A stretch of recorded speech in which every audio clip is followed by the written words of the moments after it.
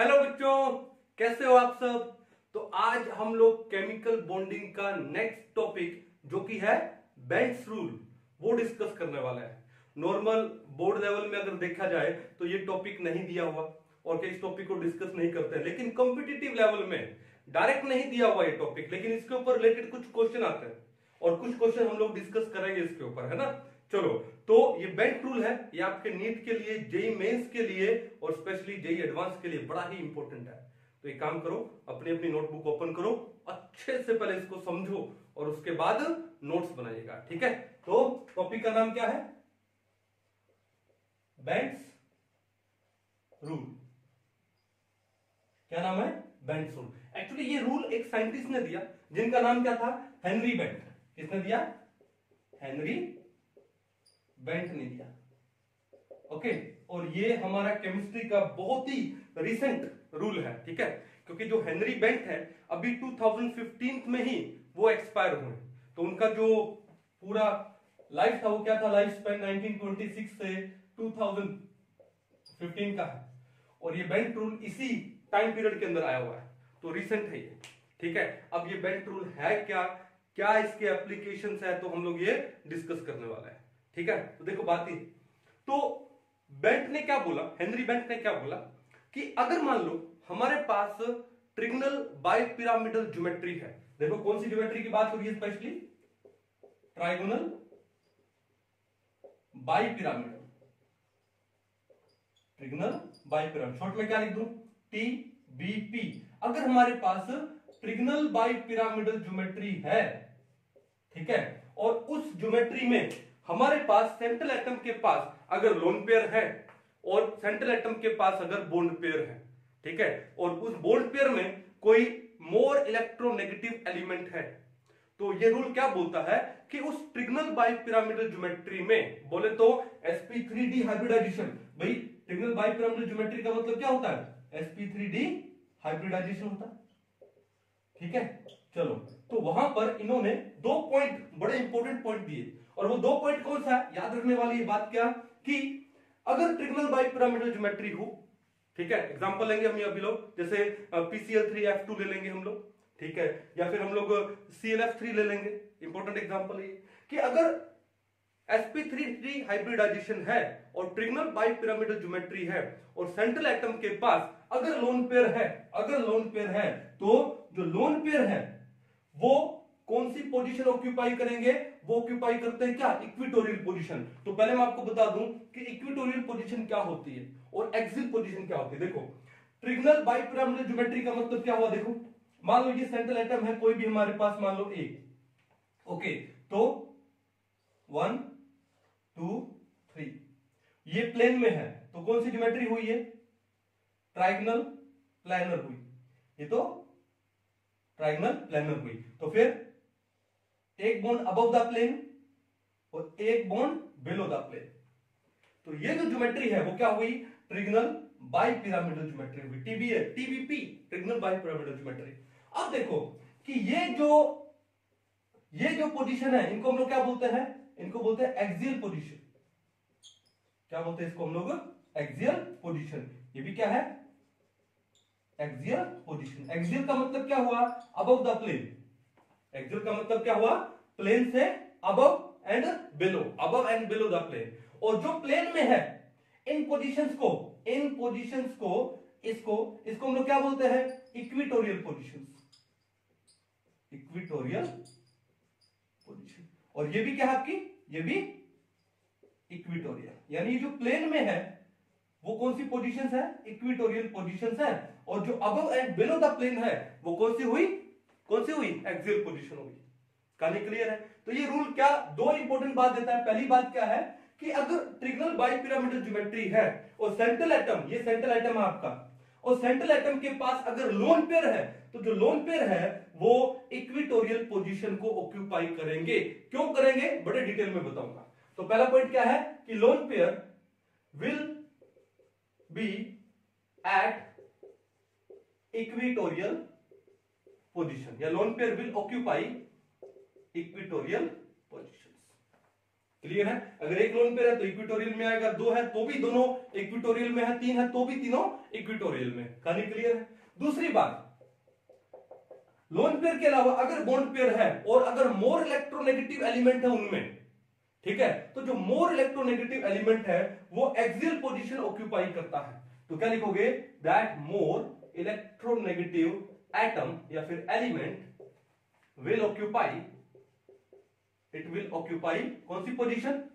Axial position, axial position.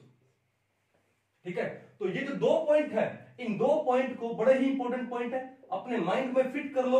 और ये ऐसा क्यों हो रहा है कि लोन पेयर इक्विटोरियल में ही क्यों आएंगे और आपके जो मोर इलेक्ट्रोनेगेटिव एटम है वो एक्सियल ही क्यों ऑक्यूपाई करेंगे, ये हम लोग डिटेल में डिस्कस करने वाले हैं। क्लियर है? तो पिक्चर समझ आ गई? ठीक है, चलो अभी हम लोग एक काम करते हैं, कुछ एक एग्जांपल लेते हैं।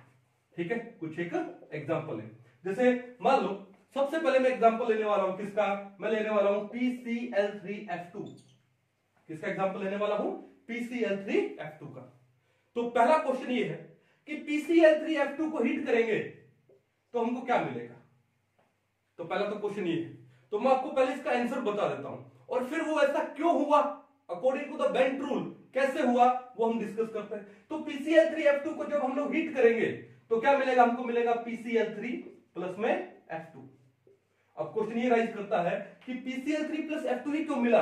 PClF2 प्लस में Cl2 क्यों नहीं मिला? क्लोरीन गैस क्यों नहीं इवॉल्व हुई? यहाँ पे फ्लोरीन ही क्यों इवॉल्व हुआ? ठीक है, तो हम लोग ये क्या डिस्कस कर, देखो कि पहले तो देखो यहाँ पे सेंट्रल एटम कौन है? P। सेंट्रल एटम कौन है? फास्फोरस। अब फास्फोरस के वैलेंस कितने होते हैं? 5 इलेक्ट्रॉन होते हैं, तो 5 बॉन्ड बनाएगा। चलो, तो 5 बॉन्ड बनाया तो 3 क्लोरीन के साथ 2 फ्लोरीन के साथ, तो पांचों के पांचों बॉन्ड बन गए एंड फास्फोरस के पास कोई भी लोन पेयर नहीं है। तो पहला वाला पॉइंट तो यहाँ पे एप्लीकेबल ही नहीं होता कि सेंट्रल एटम के पास अगर लोन पेयर है ही नहीं तो फिर इक्विटोरियल एक्सियल कैसे आएगा? तो पहला वाला पॉइंट हट गया। अब आते हैं दूसरे पॉइंट पे कि अब देखो कि 3 क्लोरीन के साथ 2 फ्लोरीन के साथ बनाए, टोटल 5 बॉन्ड बनाए, यानी यहां पे सेंट्रल एटम के पास 5 बॉन्ड पेयर है और 5 बॉन्ड पेयर है and there is no lone pair. तो हाइब्रिडाइजेशन कौन सी हुई? यहां पर इसकी हुई sp3d हाइब्रिडाइजेशन। कौन सी हुई? sp3d hybridisation. और sp3d हाइब्रिडाइजेशन का जो ज्योमेट्री होता है वो क्या होता है? ट्रिगोनल बाइपिरामिडल होता है। ठीक है ना? तो बना के देखते हैं कि हमारा सेंट्रल एटम P, ओके, उसके बाद तो ये कौन सी है? Triangular planar. और कहानी समझ आ रही है? ठीक है, ओके। अब क्वेश्चन ये है कि ये कौन सी पोजीशन है? 1 2 3, ये है आपकी इक्विटोरियल पोजीशन और ये जो 2 पोजीशन है वो कौन सी है? Axial position. कि इक्विटोरियल पे कौन आएगा, एक्सियल पे कौन आएगा? इक्विटोरियल पे कौन आएगा और एक्सियल पे कौन आएगा? तो देखो ध्यान से इसको हम लोग करें कैसे। तो देखो हमने क्या बोला, हाइब्रिडेशन कौन सी है? sp3d। कौन सी है? sp3d। क्या इस sp3d को तोड़ के मैं लिख सकता हूं sp2 प्लस में pd? इस sp3d को तोड़ दूं तो क्या बन जाएगा? sp2 प्लस में pd, ऐड करो, sp3d हो गया ना यहाँ पे। अब ऐसा मैंने क्यों किया? देखो कि हमने देखा कि इसका ज्योमेट्री क्या है? Triangular bipyramidal. एक बार इसके ये 2 पिरामिड को हटा दो तो ये क्या बना? Triangular planar. और ट्रायंगुलर प्लेनर कब बनती है? जब sp2 हाइब्रिडाइजेशन होती है। तो ये जो ट्रायंगुलर प्लेनर वाली है वो sp2 हाइब्रिडाइजेशन वाले हैं। फिर ये जो 2 एक्सियल हैं वो कौन से आ गए? pd वाले आ गए। अब यहां पर 2 टाइप के बॉन्ड एंगल है। कितने टाइप के बॉन्ड एंगल? 2। कौन से बॉन्ड एंगल है? देखो, एक तो ये बॉन्ड एंगल है जिनको हम लोग क्या बोलते हैं? Equatorial angles. ओके, और ट्रायंगुलर प्लेनर में sp2 हाइब्रिडाइजेशन में जो बॉन्ड एंगल है थीटा है वो कितना होता है बताओ? ये थीटा होगा आपका कितना? 120 डिग्री। तो ये एंगल कितना हुआ? 120 हुआ। ठीक है, और दूसरी हाइब्रिडेशन कौन सी है? pd, just like sp। और वो क्या होता है? लीनियर। तो देखा आपने, लीनियर है। और लीनियर में जो बॉन्ड एंगल है, ये बॉन्ड एंगल देखो, ये यहां से यहां ये 180 है, लेकिन इस एक्सियल का इक्विटोरियल के साथ एंगल कितना हुआ? ये तो 90 हुआ ना? ये तो कितना हुआ? 90। सो इन sp3d हाइब्रिडाइजेशन बोले तो trigonal bipyramidal geometry we have 2 type of angles. एक तो है 120 डिग्री एंगल जो कि वो प्लेन में बन रहा है, इक्विटोरियल पोजीशंस का आपस में बन रहा है। और दूसरा कौन सा 90 डिग्री एंगल जो कि एक्सियल पोजीशन इक्वेटोरियल पोजीशन के साथ बना रही है, परपेंडिकुलर है, तो 90 डिग्री एंगल। ये बात समझ आ गई आपको। अब देखो ध्यान से कि हम लोग क्या बोलने वाले हैं कि फॉस्फोरस को छोड़ के बाकी जो दो टाइप के एटम्स है वो कौन से हैं, क्लोरीन है एंड फ्लोरीन है। अब दोनों में है इलेक्ट्रोनेगेटिविटी डिफरेंस। क्लोरीन का इलेक्ट्रोनेगेटिविटी फ्लोरीन से कम होता है and fluorine is the most electronegative element of the periodic table. ठीक है, अब देखो बात यह है कि अगर फ्लोरीन ज्यादा इलेक्ट्रोनेगेटिव है तो वो क्या काम करेगा कि वो फॉस्फोरस के और फ्लोरीन के बीच में, मान लो कि ये फॉस्फोरस है और ये फ्लोरीन है, मैं एक बॉन्ड समझाने के लिए बोल रहा हूं, ये फ्लोरीन ज्यादा इलेक्ट्रोनेगेटिव है तो क्या होगा कि जो फ्लोरीन है ये जो बॉन्डेड इलेक्ट्रॉन्स है दो, इनको अपने पास ज्यादा रखेगा, अपने पास, यानी electron density will be more towards fluorine and less towards phosphorus. कहानी समझ आ रही है ना? ठीक है, तो ये जो फ्लोरीन है वो इलेक्ट्रॉन क्लाउड को अपनी ओर ज्यादा रखेगा। अपनी ओर ज्यादा रखने का मतलब क्या हुआ कि अब ये जो दो बॉन्डेड इलेक्ट्रॉन्स है अब वो फ्लोरीन के ज्यादा क्लोज है और फॉस्फोरस से थोड़ा सा क्या हो गए, दूर हो गए, फॉस्फोरस से क्या हो गए, दूर हो गए। ऐसी कंडीशन में क्या होगा, ऐसी कंडीशन में क्या है कि अब देखो दूसरा बॉन्ड मान लो किसके साथ बना है, क्लोरीन के साथ बना है। दूसरा बॉन्ड किसके साथ में है, क्लोरीन। अगर ये दो बॉन्डेड इलेक्ट्रॉन्स हैं ये फ्लोरीन के ज्यादा क्लोज हो गए क्योंकि फ्लोरीन का इलेक्ट्रोनेगेटिविटी ज्यादा है और फॉस्फोरस से दूर हो गए। अब बताओ कि हमारे पास इस हाइब्रिडाइजेशन में तीन टाइप के ऑर्बिटल्स हाइब्रिडाइज हुए, एक s, 3p और एक d। दिख रहा ना, sp3d में एक s ऑर्बिटल था, 3p ऑर्बिटल है और एक d ऑर्बिटल, यानी we have 3 different type of orbitals. अब इन sp और d ऑर्बिटल में जो न्यूक्लियस के क्लोज कौन सा होता है, s होता है। न्यूक्लियस के क्लोज कौन सा होता है, s, और दूर कौन सा होता है, p एंड d। दूर कौन सा होता है, p और d। ये बात समझ आ रही है आप लोगों को? ठीक है, अब मैंने क्या बोला कि फ्लोरीन ने ज्यादा इलेक्ट्रोनेगेटिविटी होने के कारण ये जो शेड इलेक्ट्रॉन्स थे उनको अपनी ओर ज्यादा अट्रैक्ट कर लिया, यानी ये शेड इलेक्ट्रॉन्स हैं अब वो फॉस्फोरस से दूर हो गए। अब वो फॉस्फोरस से दूर होने का मतलब s वाला तो फॉस्फोरस के क्लोज होगा ना, s वाला तो न्यूक्लियस के क्लोज होता है, तो फिर दूर वाले कौन से हुए, p और d में हुए। इसका मतलब क्या है कि जो फ्लोरीन है, ये जो फ्लोरीन है ये इस फॉस्फोरस के s ऑर्बिटल में नहीं आएगा क्योंकि वो इससे दूर जा रहा है, क्योंकि इसकी इलेक्ट्रोनेगेटिविटी ज्यादा है, तो किस में आएगा, p या फिर d में जाएगा।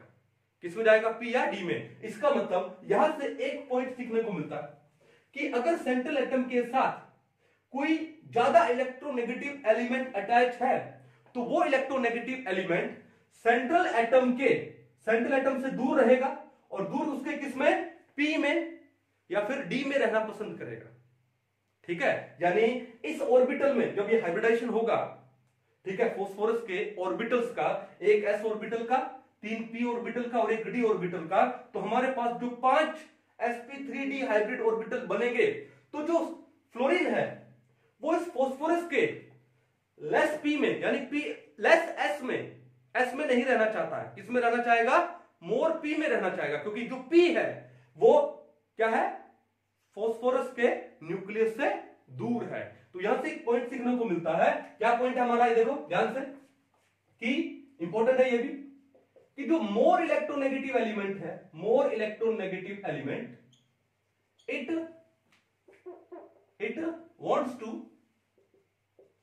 wants to remain in क्या, in p या फिर और d ऑफ सेंट्रल एटम।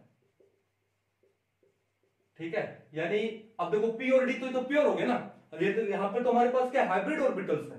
ठीक है, तो उस हाइब्रिड ऑर्बिटल में रहना चाहेगा जहां पे परसेंटेज p ज्यादा होगा।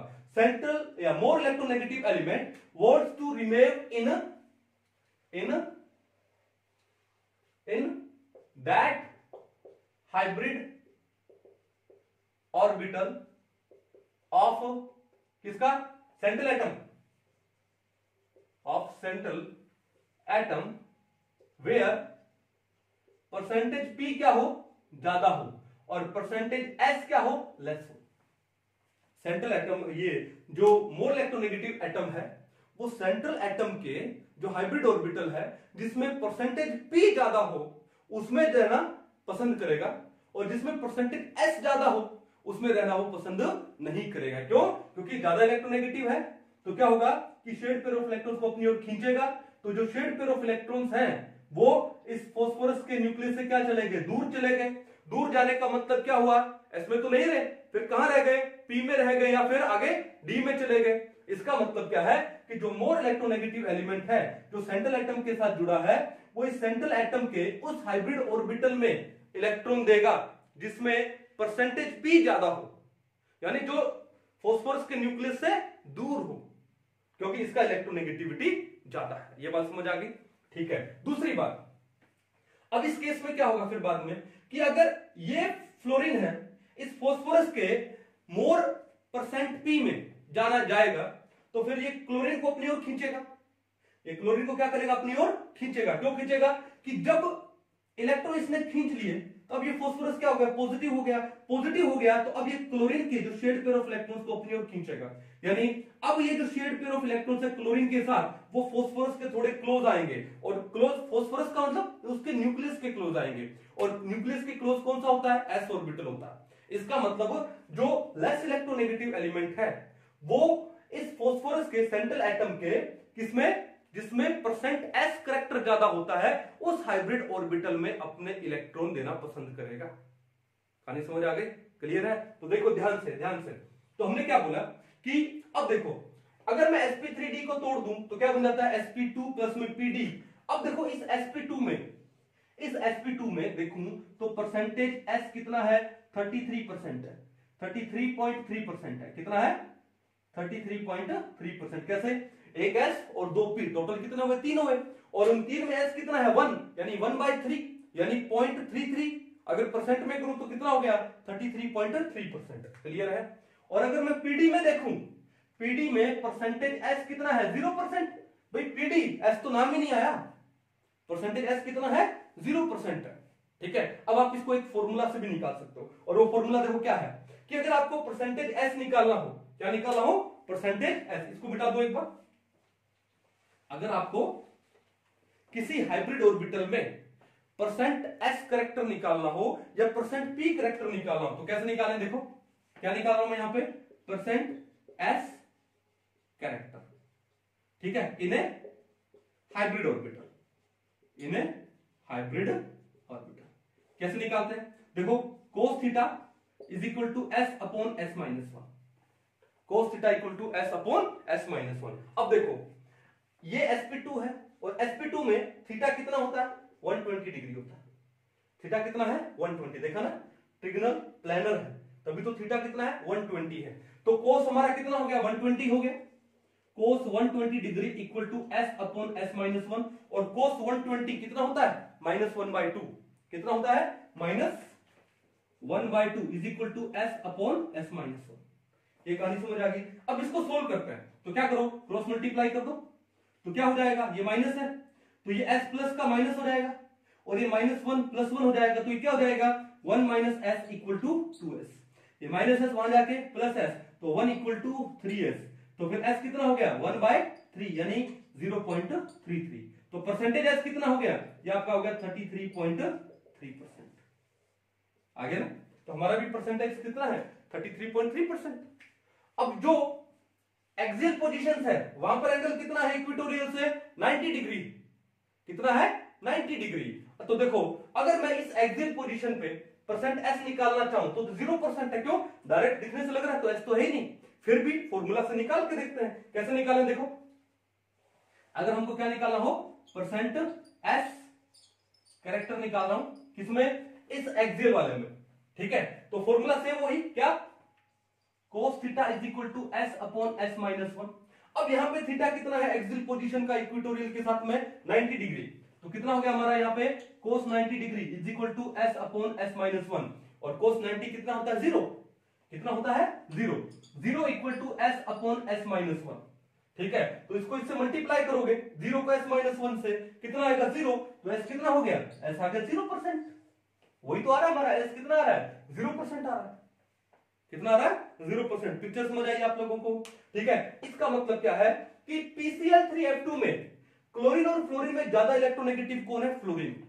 और जो ज्यादा इलेक्ट्रोनेगेटिव होता है वो सेंट्रल एटम के ज्यादा परसेंट पी में रहना चाहता है। देखो, जिसमें एस करेक्टर 0% है, इसका मतलब उसमें पी करेक्टर होगा ज्यादा, और जिसमें एस करेक्टर इतना है तो इसका मतलब पी कम हो गया इसके कंपैरेटिवली।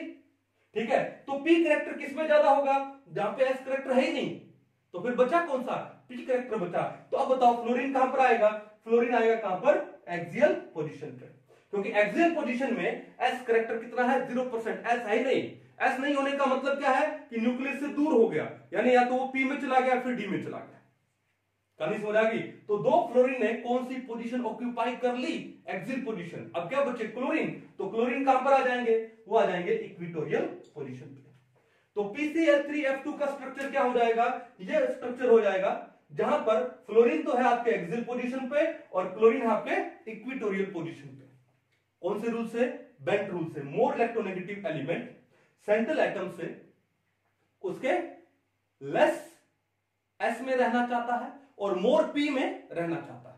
ठीक है, तो मोर इलेक्ट्रोनेगेटिव एलिमेंट में कौन सी पोजीशन ऑक्यूपाई कर लेगा? एक्सियल पोजीशन ऑक्यूपाई कर लेगा, क्योंकि एक्सियल पोजीशन है ये सेंट्रल एटम से क्या है? थोड़ी अवे है, उसमें एस करेक्टर है ही नहीं। sp3d हाइब्रिडाइजेशन में उसमें एस करेक्टर है ही नहीं, सेंट्रल एटम से थोड़ा सा दूर हो गया। क्यों दूर क्यों रहना चाहता है? क्योंकि वो क्या करेगा? वो इस bonded shared pair of electron को खींचेगा। खींचेगा तो क्या होगा? Electron cloud will be more towards fluorine. तो ये फ्लोरीन है वो थोड़ा सा उससे दूर हो गया। इलेक्ट्रॉन क्लाउड भी फास्फोरस के न्यूक्लियस से दूर हो गया, और न्यूक्लियस से दूर कौन सा है? एस तो न्यूक्लियस के क्लोज है, तो दूर कौन सा हुआ? पी हुआ या फिर डी हुआ।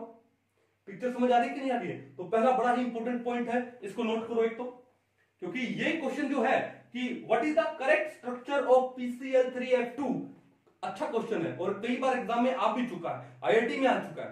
दूसरी बात कि PCl3F2 को हीट करते हैं तो कौन सी गैस निकलती है? तो कौन सी गैस निकलेगी? F2 गैस निकलती है। कौन सी गैस निकलती है? F2, yellow coloured gas. ठीक है, चलो चले आगे। चलो मिटा दिया जाए इसको। तो एक तो ये हो गया। दूसरा, अब दूसरा एग्जांपल वो लेते हैं जहां पे सेंट्रल एटम के पास क्या हो जाए? एक लोन पेयर हो जाए। क्या हो जाए? एक लोन पेयर। चलिए, तो हमने दूसरे वाला पॉइंट को तो प्रूव कर दिया यहां पे। ठीक है, हाँ जी, मिटा दो इसको भी।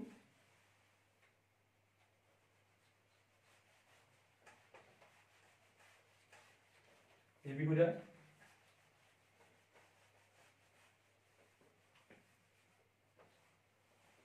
हाँ जी, अभी हम दूसरा बड़ा ही इंपॉर्टेंट एग्जांपल लेने वाले हैं। ठीक है,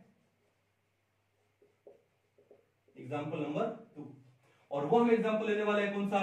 ClF3। बड़ा ही इंपॉर्टेंट एग्जांपल है, कई बार इसके ऊपर एग्जाम में कैसे भी क्वेश्चन पूछता, चाहे इसकी शेप के ऊपर पूछे, बेंट टी शेप होती है। ठीक है, क्यों होती है आज हम डिस्कस करने वाले हैं। ठीक है, तो सबसे पहले बताओ सेंट्रल एटम कौन है? क्लोरीन। और ये एक इंटर हैलोजन कंपाउंड है जो कि X'3 टाइप का। जब आप पी ब्लॉक एलिमेंट्स पढ़ते हो उसमें जब हैलोजन वाला ग्रुप पढ़ते हो तब ये आते हैं inter halogen compound. X' type, X'3, X'5 and X'7, जैसे IF7। तो हमने लिखा ये ClF3। अब देखो सेंट्रल एटम कौन है? यहां पे क्लोरीन है। यहां पे जो सेंट्रल एटम है वो कौन है? क्लोरीन। और क्लोरीन के वैलेंस में कितने इलेक्ट्रॉन है? 7। कौन से है? 7। कौन से? 3s2 3p5। और क्लोरीन का कौन से ऑर्बिटल्स वेकेंट है? 3d। 3d कितने हैं? 0। ठीक है, अब देखो कितने फ्लोरीन लगे हैं? 3। ओके, एक फ्लोरीन को 1 इलेक्ट्रॉन चाहिए ऑक्टेट पूरा करने के लिए, तो 3 फ्लोरीन है, वो क्लोरीन के 3 इलेक्ट्रॉन लेंगे और 3 बॉन्ड पेयर बनाएंगे। तो यहां पर 3 तो बन गए आपके क्या? Bond pair. प्लस में अब साथ में से जब 3 इलेक्ट्रॉन चले गए, पीछे कितने बचे? 4 इलेक्ट्रॉन का मतलब क्या हुआ? 4 इलेक्ट्रॉन का मतलब हुआ ये 2 लोन पेयर। ठीक है, तो यहां पे हमारे पास 2 बचे क्या? Lone pair. अब इनका जो सम है 3 + 2 कितना हुआ? टोटल सम आया हमारे पास क्या? 5। जब lone pair plus bond pair का सम 5 आने का मतलब हाइब्रिडेशन क्या हुई, sp3d। तो यहां पर हाइब्रिडाइजेशन कौन सी है हमारे पास, sp3d हाइब्रिडाइजेशन है। और ये हाइब्रिडाइजेशन आते ही, ठीक है, ज्योमेट्री कौन सी है, देखो ज्योमेट्री है वही सेम, क्या, ट्रिगनल बाई पिरामिडल। शेप अलग है, यहां पे हमने लास्ट के लेक्चर्स में डिस्कस किया हुआ है कि ज्योमेट्री और शेप में डिफरेंस होता है। ज्योमेट्री में लोन पेयर को काउंट करते हैं, शेप में लोन पेयर को काउंट नहीं करते हैं। ट्रिक बताया था। घर में कौन सा टीवी, एलजी। कौन सा टीवी, एलजी। एल का मतलब लोन पेयर, जी का मतलब ज्योमेट्री। साथ में आ रहा है। तो ज्योमेट्री में लोन पेयर काउंट होगा और शेप में लोन पेयर काउंट नहीं होता है। इससे रिलेटेड भी काफी क्वेश्चन आते हैं। शेप एंड स्ट्रक्चर एक ही चीज है, लेकिन geometry is a different thing. तो ज्योमेट्री में लोन पेयर काउंट करेंगे, शेप में लोन पेयर काउंट नहीं करेंगे। क्लियर है। तो इसकी जो ज्योमेट्री है वो है ट्रिगनल बाई पिरामिडल, और इसकी जो शेप है, ठीक है, वो बेंट टी शेप होती है। कैसे होती है वो अभी हम लोग निकालने वाले हैं। चलो, अब यहां पे आपका सेंट्रल एटम कौन है, क्लोरीन, और sp3d हाइब्रिडाइजेशन है। तो ज्योमेट्री क्या है, ट्रिगनल बाई पिरामिडल। तो पहले ज्योमेट्री बना ली जाए। ये तो होगी ट्रिगनल प्लेनर, ये होगी बाई पिरामिडल, ठीक है, टीबीपी। अब इक्वेटोरियल पोजीशंस पे कौन लगेगा और एक्सियल पोजीशंस पे कौन लगेगा वो डिस्कस करने वाले हैं। तो हमने क्या बोला कि अगर sp3d हाइब्रिडाइजेशन हो और सेंट्रल एटम के पास अगर लोन पेयर हो, तो लोन पेयर कौन सी पोजीशन ऑक्यूपाई करते हैं, equatorial position. Loan pair will be at equatorial position, ठीक है। तो इन इक्वेटोरियल पोजीशन पे लोन पेयर आएगा। अब क्वेश्चन उठता है कि सर क्यों आएगा, सर लोन पेयर एक्सियल पे क्यों नहीं आया सर, ठीक है, बड़े डिटेल में डिस्कस करेंगे। देखो, मान लो कि ये हमारा सेंट्रल एटम है, कोई ये हमारा क्या है, सेंट्रल एटम है, ठीक है। और मान लो सेंट्रल एटम की कोई हाइब्रिडाइजेशन, मान लो sp3 हाइब्रिडाइजेशन, ठीक है। तो उसके हाइब्रिड ऑर्बिटल कौन से हो गए, 1 2 3 4, ठीक है। मान लो ये भी sp3 है, ये भी sp3 है, ये भी sp3 हाइब्रिड ऑर्बिटल है, और ये भी sp3 हाइब्रिड ऑर्बिटल है। क्लियर है। चलो, अब उसके बाद देखो ध्यान से कि मान लो इस sp3 हाइब्रिड ऑर्बिटल के साथ किसी दूसरे ऑर्बिटल ने क्या कर लिया, ओवरलैप कर लिया, इलेक्ट्रॉन शेयर हो गए। इलेक्ट्रॉन क्या हो गए, शेयर हो गए, बॉन्डेड हो गए। यहां भी ओवरलैप हो गया, इलेक्ट्रॉन शेयर हो गए, यहां भी ओवरलैप हो गया, इलेक्ट्रॉन शेयर हो गए। अब एक चीज नोटिस करो यहां पे कि जब ओवरलैपिंग हुई, इलेक्ट्रॉन शेयर हुए, तो ये जो दो इलेक्ट्रॉन है इन दो एटम्स के बीच में आए ना, तो ये दोनों एटम्स इन दोनों इलेक्ट्रॉन को अपनी अपनी ओर खींचना चाहते हैं, अपनी अपनी ओर खींचना चाहते हैं। जैसे मान लो कि ये सेंट्रल एटम है ए, यहां पे लगा है बी, यहां पे हो गया सी, यहां हो गया कोई डी, और यहां पे कोई हाइब्रिड ऑर्बिटल उसमें है लोन पेयर, कुछ NH3 टाइप का मान लो। अब देखो क्या है कि ये सिग्मा बॉन्ड है, सेंट्रल एटम ने इस बी के साथ में इलेक्ट्रॉन शेयर कर लिए, सिग्मा बॉन्ड बन गया। अब ये जो दो इलेक्ट्रॉन है वो दो एटम्स के बीच में डिस्ट्रीब्यूटेड है, शेयर्ड है। तो क्या होगा, इन दोनों इलेक्ट्रॉन्स को ये एटम भी क्या करेगा, खींचेगा, सेंट्रल एटम भी खींचेगा। चलो, तो सेम कहानी यहां होगी, लेकिन ये लोन पेयर किसके पास है, ये लोन पेयर तो सेंट्रल एटम के पास। अब इस लोन पेयर को कोई दूसरा एटम तो खींचने वाला है नहीं, क्योंकि ये तो पूरा का पूरा सेंट्रल एटम के पास है, ठीक है। तो क्या होगा कि जब इस शेयर्ड पेयर ऑफ इलेक्ट्रॉन्स को, मान लो इस बी ने भी अपनी ओर खींचा, ठीक है, क्योंकि दोनों का इसके ऊपर बराबर का हक है, लेकिन मान लो बी ने अपनी ओर खींचा, तो ये जो इलेक्ट्रॉन से शेयर्ड पेयर वाले मान लो बी की टुवर्ड्स ज्यादा चले गए, तो क्या होगा, ये जो सेंट्रल एटम है ये अब इस लोन पेयर को अपनी ओर और नजदीक खींच लेगा। ये लोन पेयर है वो सेंट्रल एटम के क्या चला जाएगा, क्लोज चला जाएगा, क्योंकि ये लोन पेयर किसी और के साथ थोड़ी, ये तो बॉन्डेड तो है ही नहीं, सही है ना। जब मान लो कि यहां से इलेक्ट्रॉन सेंट्रल एटम के पास से कम हो रहे हैं क्योंकि बी खींच रहा है, ठीक है, तो इसके पास इलेक्ट्रॉन कम हो गए, तो क्या होगा कि लोन पेयर को अपने क्लोज बुला लेगा, लोन पेयर को अपने क्लोज बुला लेगा। और क्लोज बुलाने का मतलब, क्लोज में कौन से ऑर्बिटल होते हैं, एस ऑर्बिटल। इसका मतलब क्या है कि अगर सेंट्रल एटम के पास एक लोन पेयर है और एक बॉन्ड पेयर भी है, तो जो लोन पेयर है वो सेंट्रल एटम के क्लोज रहेगा, उसके न्यूक्लियस के क्लोज रहेगा। और न्यूक्लियस के क्लोज कौन से ऑर्बिटल होते हैं, एस ऑर्बिटल होते हैं। अगर हाइब्रिड ऑर्बिटल है तो लोन पेयर सेंट्रल एटम के उस हाइब्रिड ऑर्बिटल में होगा जहां पे परसेंटेज एस ज्यादा होने वाला है, जहां पे परसेंटेज एस ज्यादा होने वाला है। ये बात समझ आ गई आपको, कोई दिक्कत नहीं है। चलो अब देखो ध्यान से, पहली पॉइंट तो ये आ गई कि देखो पॉइंट क्या है हमारा कि lone pair will remain in that hybrid orbital of central atom where percentage s क्या हो ज्यादा और परसेंटेज पी क्या हो कम हो। उस हाइब्रिड ऑर्बिटल जिसमें परसेंटेज एस ज्यादा है और परसेंटेज पी क्या है कम है, लोन पेयर उसमें रहना चाहता नहीं, वो सेंट्रल एटम के न्यूक्लियस के क्लोज रहना चाहता है। और न्यूक्लियस के क्लोज क्या होगा, एस ऑर्बिटल वाले होते हैं जिसका एस करैक्टर ज्यादा होगा। कहानी समझ आ गई। अब हमें क्या पता कि जो क्लोज है, क्लोजनेस वो इक्वेटोरियल में होती है या फिर किस में होती है, एक्सियल में होती है। चलो इसको भी प्रूव करते हैं। हमने क्या बोला, यहां पर हाइब्रिडाइजेशन कौन सी है, sp3d। कौन सी हाइब्रिडाइजेशन है, sp3d। और इस sp3d के अगर हम लोग दो पार्ट करें तो क्या बन जाएगा, sp2 प्लस में pd, sp2 प्लस में pd। ये बात समझ आ रही है आप लोगों को। अब देखो यहां पर इस sp2 में परसेंटेज s कितना है, 33.3% है, निकाला था अभी। और पीडी में जो परसेंटेज एस है वो कितना है, 0%। तो अब मेरे को बता दो कि एस का करैक्टर किस में ज्यादा है, इस sp2 वाले में ज्यादा है। तो लोन पेयर किस में रहेगा, इस sp2। और ये sp2 कौन सा है, ये तो आपका ये वाला है, कौन सा, ट्रायंगुलर प्लैनर वाली ज्योमेट्री का। ठीक है, ये ट्रायंगुलर प्लैनर, ठीक है। और ट्रायंगुलर प्लैनर में कौन से है, इक्वेटोरियल पोजीशन है। तो मैं डायरेक्ट लिख दूं यहां पर, तो ये कौन सी पोजीशन में है, इक्वेटोरियल पोजीशन में है। और ये जहां पे s% 0 है, पीडी, वो कौन सी पोजीशन में है, वो है आपके एक्सियल पोजीशन में।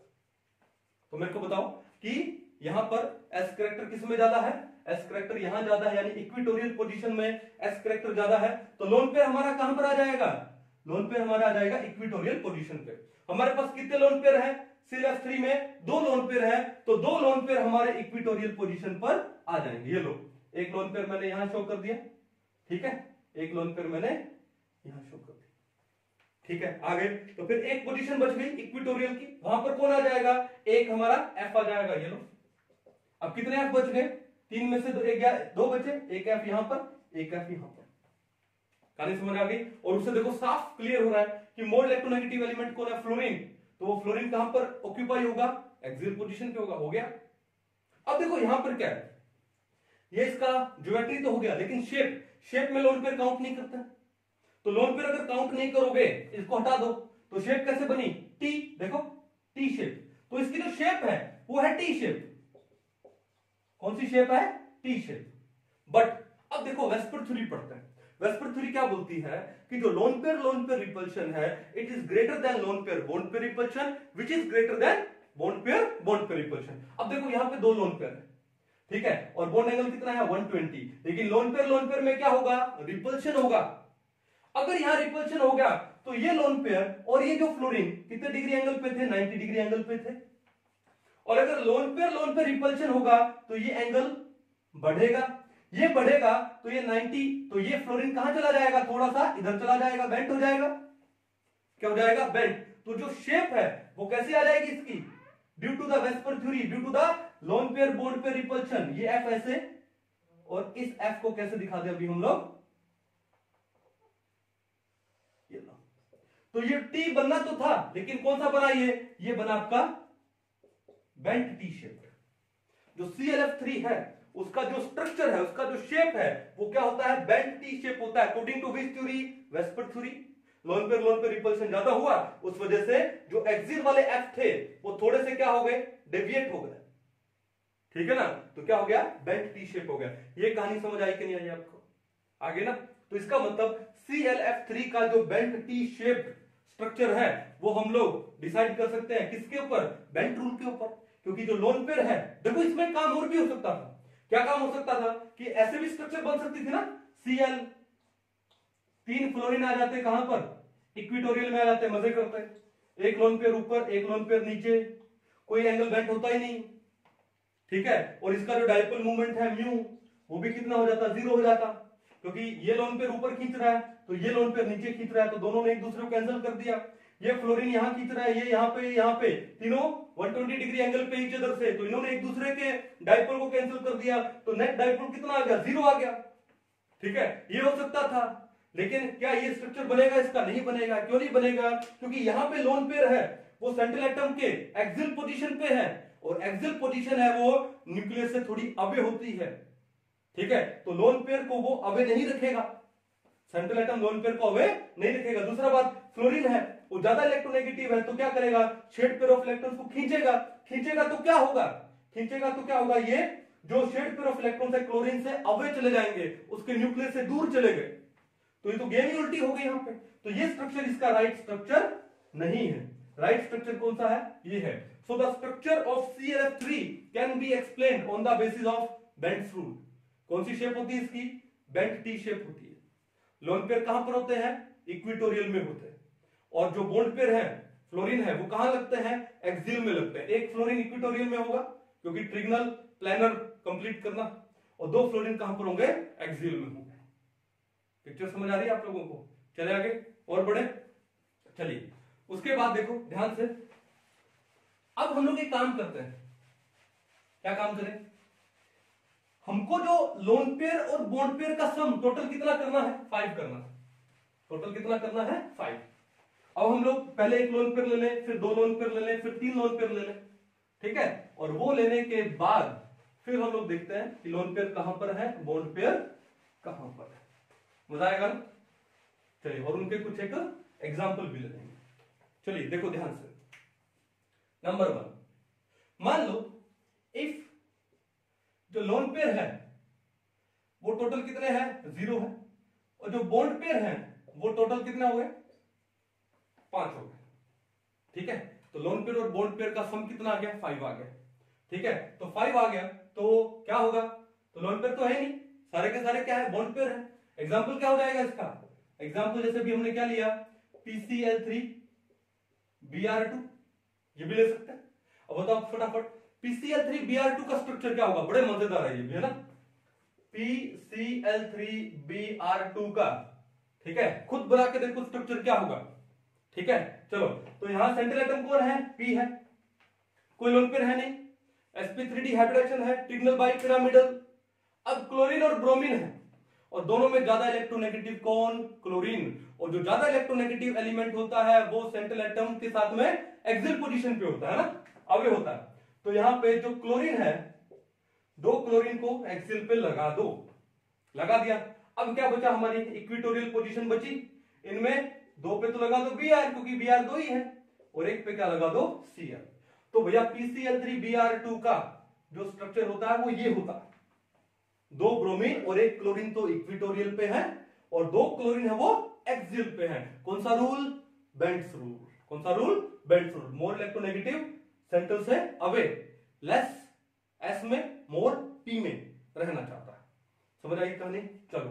तो PCl3 Br2 हो गया, हमने पढ़ा था PCl3F2 हो गया। अब PCl3F2 में अभी तो पढ़ा, दोनों के दोनों फ्लोरीन कहां पे होंगे, एक्सियल में होंगे, और तीनों क्लोरीन कहां पर होंगे, इक्विटोरियल में होंगे, ठीक है। PCl5 ले लो, अब PCl5 में तो इलेक्ट्रोनेगेटिविटी डिफरेंस है ही नहीं, ठीक है। लेकिन देखो यहां से एक बड़ा ही मजेदार क्वेश्चन आता है। क्वेश्चन देखो क्या है कि PCl5 में ये P है, ये क्लोरीन, क्लोरीन, क्लोरीन, ठीक है। 3 क्लोरीन क्या है, इक्विटोरियल पोजीशन पे, और 2 क्लोरीन क्या है, एक्सियल पोजीशन पे। अब यहां पर क्वेश्चन क्या है कि ये जो कौन सी पोजीशन है, ये एक्सियल, ये कौन सी है, एक्सियल, और ये कौन सी है, इक्विटोरियल, ठीक है, ये वाली।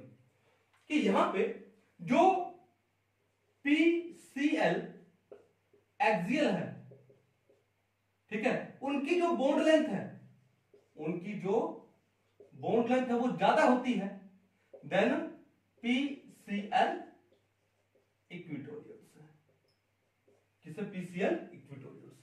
अब यहां पे ये क्वेश्चन आता है, और ये आई थिंक 1-2 साल पहले नीट में भी ये क्वेश्चन आया हुआ है शायद, ठीक है। तो ऐसा क्यों सर, तो हम लोग क्या बोलते थे सिंपल कि यहां पर इक्वेटोरियल में बॉन्ड एंगल है 120 डिग्री और एक्सियल में बॉन्ड एंगल है 90 डिग्री, तो ये जो दो क्लोरीन है वो 90 डिग्री पे है, ठीक है। बॉन्ड एंगल कम है, ज्यादा रिपल्शन झेल रहे हैं, तो बॉन्ड लेंथ क्या हो जाती है, इंक्रीज हो जाती है। क्या हो जाती है, बॉन्ड लेंथ इंक्रीज हो जाती है, ठीक है। पहला तो सबसे स्ट्रॉन्ग पॉइंट ये है। दूसरा पॉइंट ये है, सेम वही कहानी आ गई कि जो इक्वेटोरियल वाले, जो एक्सियल वाले हैं, जो एक्सियल वाले दो क्लोरीन है वो इस सेंट्रल एटम के लेस एस में रहना चाहते हैं, मोर पी में रहना चाहते हैं। मोर क्या रहना चाहते हैं, पी में। देखो एक बात ध्यान से सोचो कि भैया बात यह है कि जो परसेंटेज एस करेक्टर होता है, जो परसेंटेज एस करेक्टर है, it is directly proportional to, किसके डायरेक्टली प्रोपोर्शनल होगा, क्लोजनेस टू द न्यूक्लियस। जितना किसी हाइब्रिड ऑर्बिटल में एस करेक्टर ज्यादा होगा, ठीक है, न्यूक्लियस के वो उतना ही क्लोज होगा। क्लियर है। तो परसेंटेज एस करेक्टर है वो डायरेक्टली प्रोपोर्शनल क्या है, क्लोजनेस टू द न्यूक्लियस। क्यों, क्योंकि जो एस है, एस ऑर्बिटल्स होते हैं वो न्यूक्लियस के क्लोज होते हैं, और किसी हाइब्रिड ऑर्बिटल में एस करेक्टर ज्यादा हो गया, इसका मतलब वो न्यूक्लियस के क्लोज हो गया। उससे फर्क क्या पड़ेगा, उससे इलेक्ट्रोनेगेटिविटी भी इंक्रीज होती है। जितना एस करेक्टर ज्यादा होगा, इलेक्ट्रोनेगेटिविटी भी उतना ही ज्यादा होगा, ठीक है। चलो सिमिलरली अगर मैं परसेंटेज पी करेक्टर की बात करूं, परसेंटेज पी करेक्टर, जो परसेंटेज पी करेक्टर ज्यादा होने का मतलब क्या हुआ कि वो न्यूक्लियस से उतना ही अवे हो गया। तो न्यूक्लियस से अवे होने का मतलब कि वो जो ऑर्बिटल है, वो जो हाइब्रिड ऑर्बिटल है, वो क्या हो जाएगा, उसको थोड़ा लॉन्ग हो जाएगा और थिन हो जाएगा। तो percentage p character is directly proportional to thinness of orbital. तो वो ऑर्बिटल है वो थोड़ा थिन हो जाएगा या और क्या हो जाएगा, लॉन्ग हो जाएगा, लॉन्गिविटी ऑफ द ऑर्बिटल।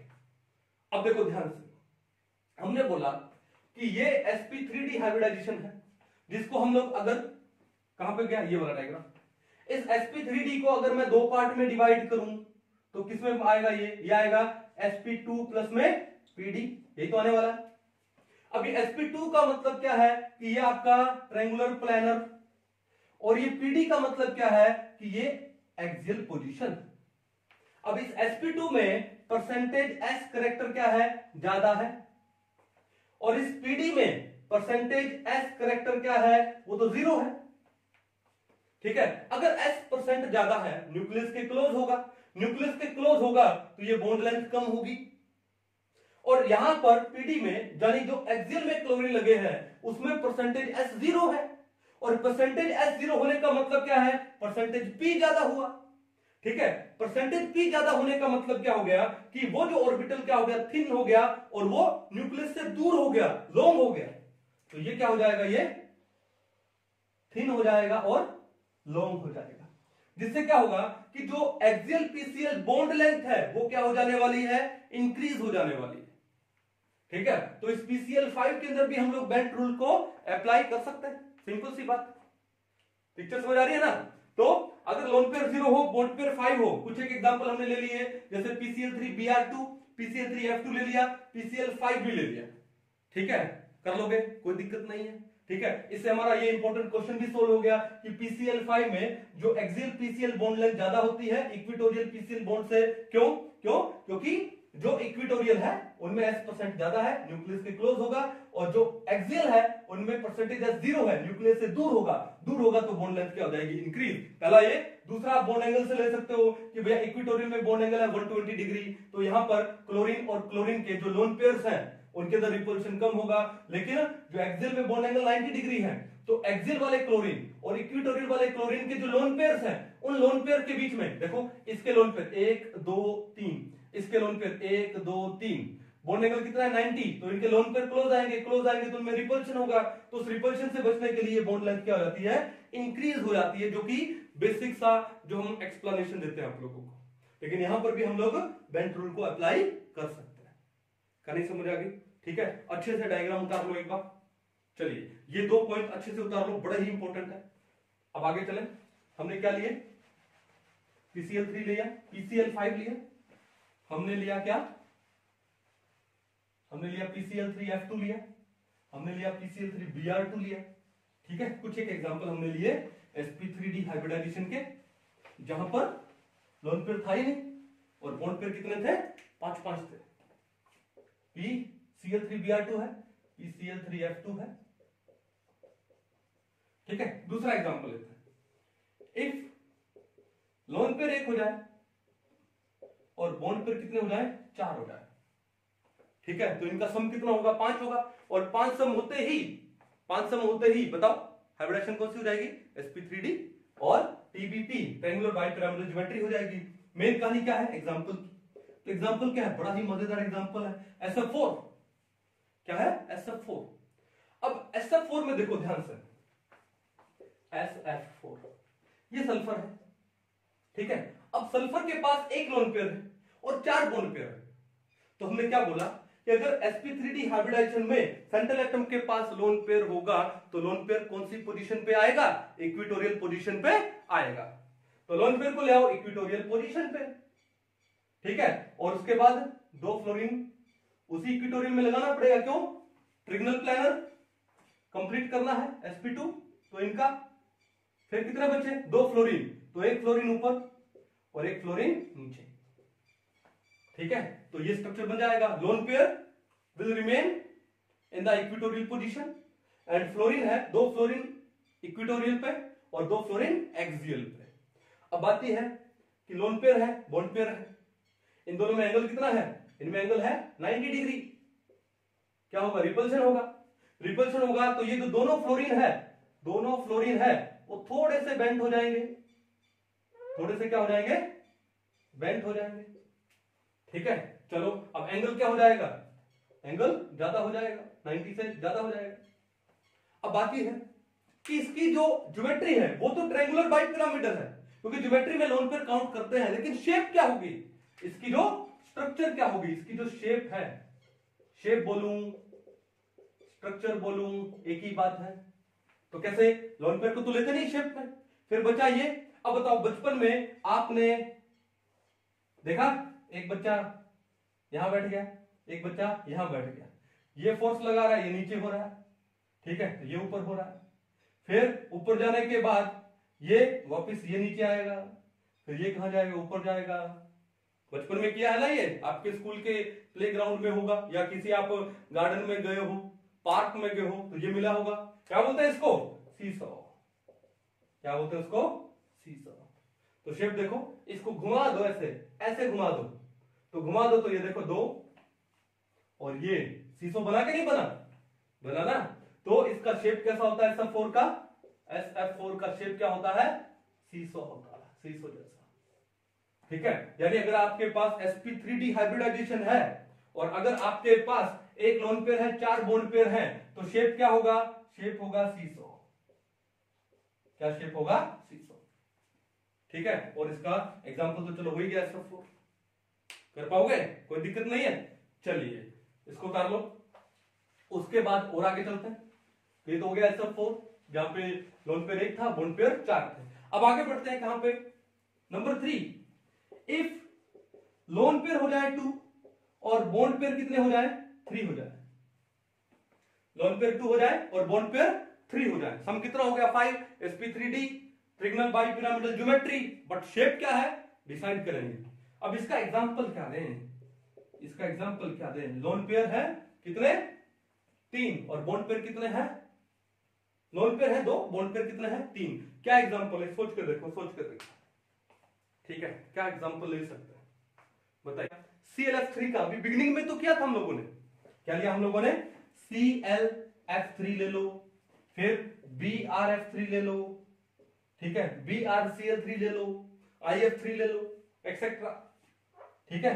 तो यहां पर हमने क्या किया था, देखो ध्यान से, सेंट्रल एटम कौन है यहाँ पे, ClF3 में सेंट्रल एटम है क्लोरीन, ओके। लोन पेयर कितने हैं, 2, ओके। तो लोन पेयर किस में जाएगा, लोन पेयर जाएंगे कहां पर, किसमें, इक्विटोरियल में। तो इक्विटोरियल में लोन पेयर को भेज दो, 1 और 1 2 और 1 फ्लोरीन भी इक्विटोरियल में आ जाएगा। उसके बाद 2 फ्लोरीन है, वो कहां चले जाएंगे, एक्सियल में, और क्या हो जाएंगे, बेंट हो जाएंगे due to the lone pair repulsion. Shape क्या हो जाएगा, बेंट टी शेप। क्या हो जाएगा, बेंट टी शेप हो जाएगा। सिंपल है, कोई दिक्कत नहीं है। चलो उसके बाद नंबर 4 पे आ जाए। नंबर 4 क्या है? इफ लोन पेयर है वो हमारे पास 3 हो जाए और हमारे जो बॉन्ड पेयर है वो कितने हो जाए? 2 हो जाए। सोचो कोई एग्जांपल कि जहां पे लोन पेयर 3 है और बॉन्ड पेयर कितने हैं? 2 है। क्या होगा? हाँ, ClF3 का हमने शेप तो लिखा ही नहीं। ClF3 का शेप लिख दो फटाफट। क्या शेप हो जाएगा? Bent T shape. ठीक है, lone pair 3 bond pair 2 example. ठीक है, चलो एग्जांपल लेते हैं। क्या मैं ले सकता हूं? XeF2 एग्जांपल लिया हम लोगों ने। XeF2 बड़ा इंपॉर्टेंट एग्जांपल है। देखो XeF2 में क्या होता है? सेंट्रल एटम कौन है? ज़ीनोन है, एक नोबल गैस है, वैलेंस में 8 इलेक्ट्रॉन है, 8 में से 2 इलेक्ट्रॉन तो 2 फ्लोरीन के साथ, और उसके बाद 6 इलेक्ट्रॉन का मतलब 3 लोन पेयर।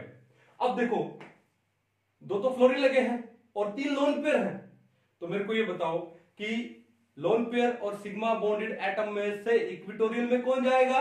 लोन पेयर, क्योंकि वो न्यूक्लियस के क्लोज होने वाले हैं। ठीक है, तो इक्विटोरियल पे 3 लोन पेयर को दिखा दो। 1 2 3 लोन पेयर को दिखा दिया। Loan pair will occupy the equatorial positions. कर ली। उसके बाद क्या बचे? Bond pair. 2 फ्लोरीन है, कहां पर आ गए? एक्सियल पोजीशन पे आ गए। क्या आ गए? एक्सियल। तो ये XeF2 का स्ट्रक्चर बन गया।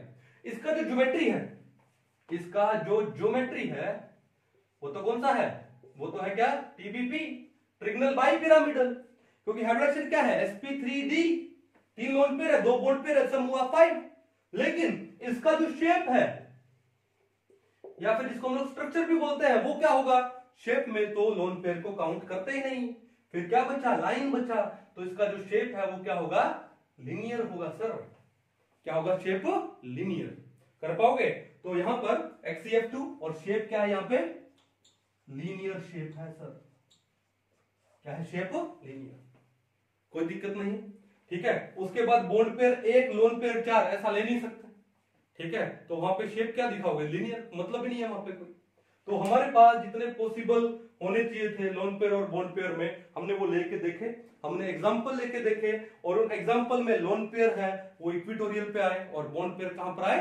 एक्सियल पे आए। और कहीं पे अगर लोन पेयर नहीं है, जैसे फर्स्ट एग्जांपल में, तो वहां पे जो मोर इलेक्ट्रोनेगेटिव एलिमेंट है वो जाता है एक्सियल पे और लेस जाता है इक्विटोरियल पे। जो मोर इलेक्ट्रोनेगेटिव है वो सेंट्रल एटम के लेस s% करेक्टर वाले हाइब्रिड ऑर्बिटल में रहना चाहता है और मोर %p वाले में रहना चाहता है, क्योंकि वो इलेक्ट्रॉन खींचेगा। तो इलेक्ट्रॉन सेंट्रल एटम से दूर हो जाएंगे बॉन्डेड वाले, और दूर होने का मतलब क्या हो गया कि s से भी दूर हो गए, यानी मोर %p वाले में हो जाएगा। यानी क्लियर है? कोई इशू नहीं है। चलो इसको नोट डाउन कर लिया। अब एक काम करते हैं, एक चीज और पढ़ते हैं हम लोग। क्या? Modified bent rule.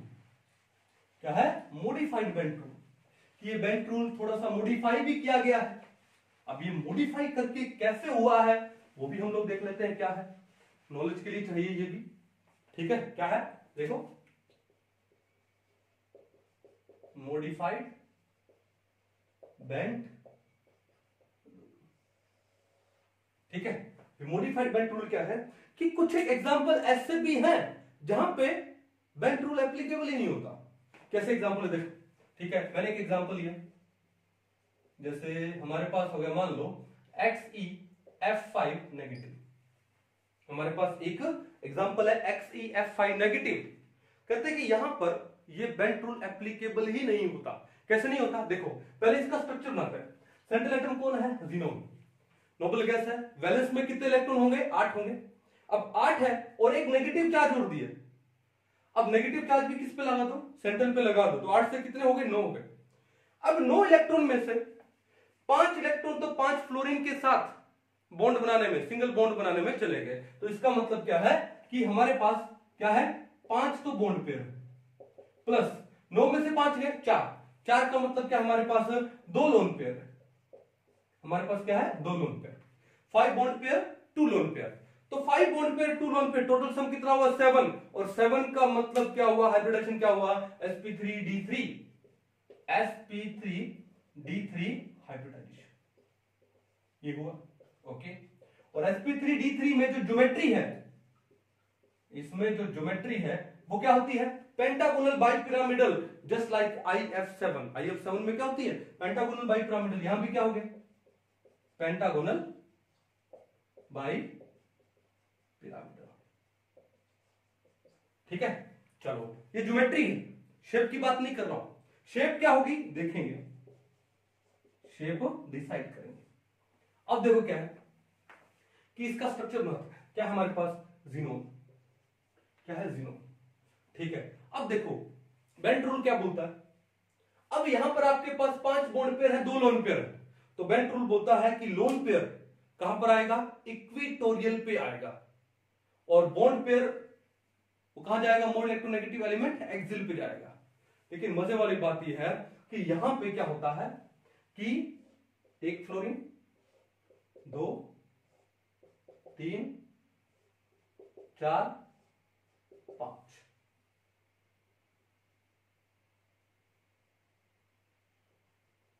ठीक है, तो ये हो गए टोटल 5 फ्लोरीन। ये 5 फ्लोरीन जो है वो आते हैं इक्विटोरियल में, और जो लोन पेयर है, जो लोन पेयर है वो कहां गए, एक्सियल पोजीशन पे गए। कौन सी पोजीशन पे आ गए लोन पेयर, एक्सियल पे,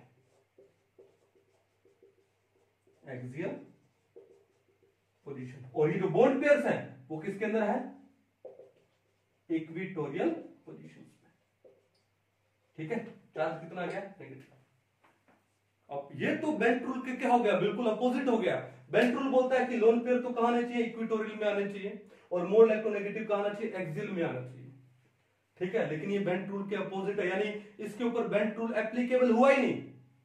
इसके ऊपर बेंट रूल एप्लीकेबल हुआ ही नहीं। अगर मैं इसकी शेप की बात करूं, अगर मैं इसकी शेप की बात करूं, तो शेप पे तो लोन पेयर काउंट करते नहीं। ठीक है, तो इसकी शेप क्या होगी, इसकी शेप होगी क्या, पेंटागोनल, पेंटागोनल प्लैनर। शेप क्या होगी, पेंटागोनल प्लैनर होगी। यहां पे शेप, शेप क्या है, पेंटागोनल प्लैनर। ठीक है, क्योंकि शेप में लोन पेयर काउंट नहीं करते, तो क्या बचा, पेंटागोनल प्लैनर बचा।